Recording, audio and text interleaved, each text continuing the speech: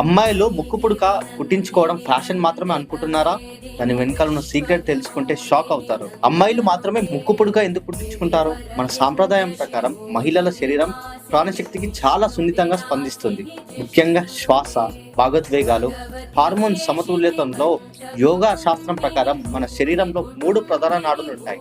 ఎడమవైపు ఈడా నాడి, కుడివైపు పింగళ నాడి, మధ్యలో సూక్ష్మ నాడి.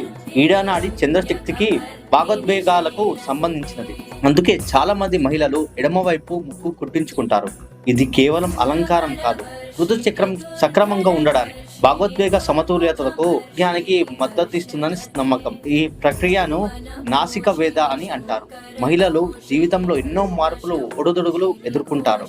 అందుకే మన పూర్వీకులు దీన్ని ఫ్యాషన్ కోసం కాదు, శరీర శక్తి సమతుల్యత కోసం తీసుకువచ్చారు.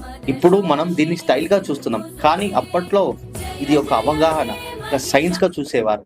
ఇది నిజంగా ఆసక్తికరంగా అనిపించిందా? ఇలాంటి మరిన్ని ఫ్యాక్ట్స్ కోసం మా ఛానల్ ని ఫాలో అవ్వండి.